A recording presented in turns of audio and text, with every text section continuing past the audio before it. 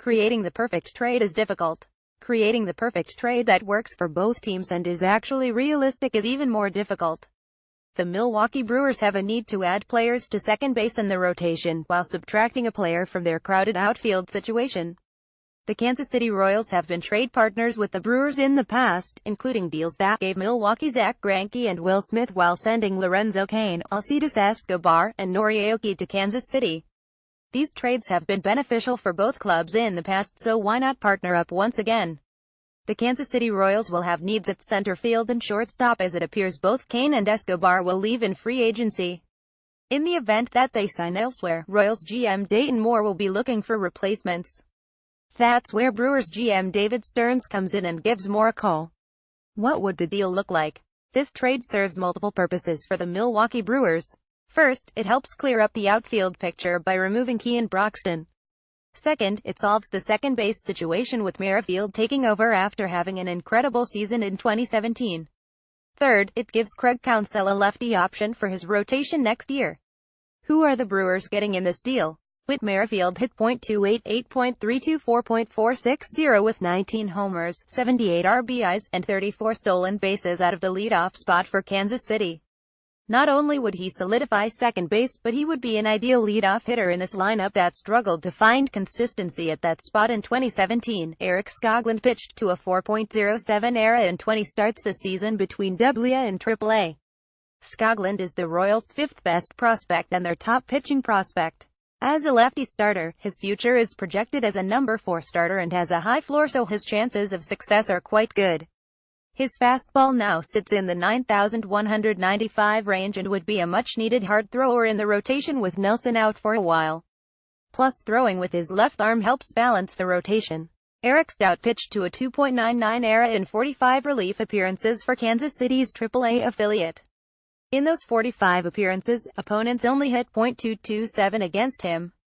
Stout would be a solid option for a bullpen spot in 2017. At only 24 years old, Stout could be a big part of a bullpen for years to come. What about the guys going to Kansas City?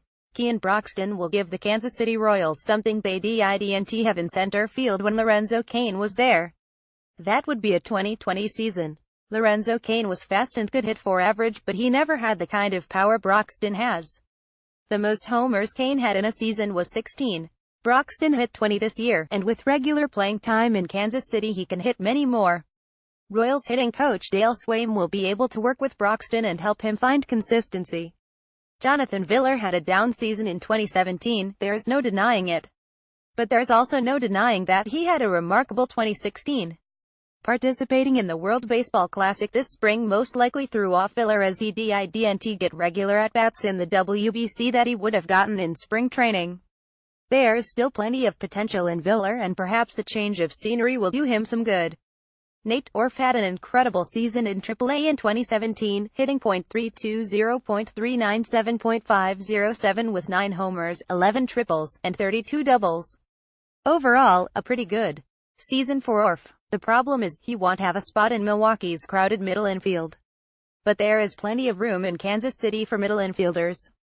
Of course, with the Brewers taking the Royals starting second baseman, one needs to be provided in return since they don't have a replacement readily available. Plus, since Alcides Escobar is a free agent, they could use a shortstop too. Remember, Jonathan Villar was a shortstop first and was moved to second base after Archa came up. He could go back to his primary position in KC. Orf can also compete for playing time at second base with Merrifield now in Milwaukee. Who says no first? But there is one snag that could kill a deal like this. The Kansas City Royals may start a complete rebuild, and for that reason they may be unwilling to part with a prospect like Skoglund and a future stud in Merrifield. But a deal like this might help quicken that rebuild. The Milwaukee Brewers will be giving up 2 young major league players. They'll only get 1 major league player in return. Skoglund is close to the big leagues and so is Stout. Both could easily be on the 25-man roster coming out of spring training. In this deal, both teams are dealing from a position of strength for a position of weakness. The Brewers have an overload of center fielders and shortstops, and the Royals have a weakness at both of those positions right now. This deal may have to wait until both Escobar and Cain sign elsewhere, but a lot of things can happen at the winter meetings in December. A deal like this should be strongly considered by Brewers GM David Stearns. It serves to clear up the outfield picture, add a rotation arm and solidify second base. All three are things Stearns is looking to do this winter, and he can do all of them in one trade. He kills three birds with one stone. I'm curious as to what fans think of the trade. This may seem like it works too much in the Brewers' favor at first look, but it could quite beneficial for both sides looking back a few years from now.